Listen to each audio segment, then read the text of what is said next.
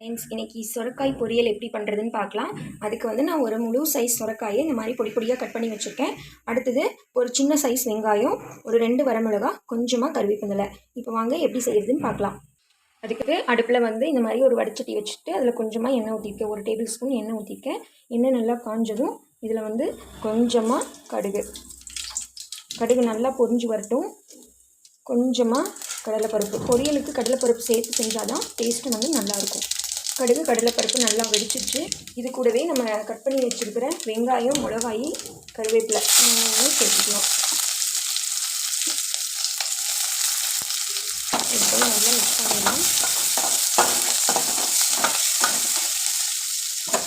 வெங்காயம் வதங்கினதுக்கப்புறம் நான் வந்து கட் பண்ணி வச்சுருக்கிற சுரக்காயை வந்து இதில் போட்டு ஒரு டைம் நல்லா கலந்து விட்டுட்டு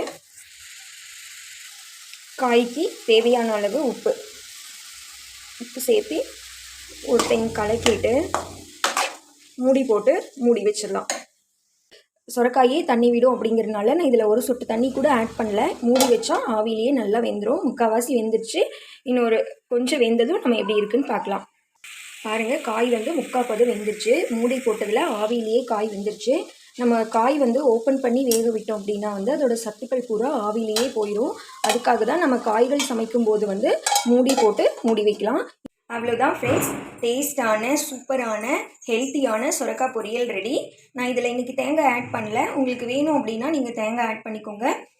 நீங்களும் செஞ்சு பாருங்கள். எப்படி இருந்ததுன்னு சொல்லி கமெண்ட் பாக்ஸில் கமெண்ட் பண்ணுங்கள். தேங்க்ஸ் ஃபார் வாட்சிங்.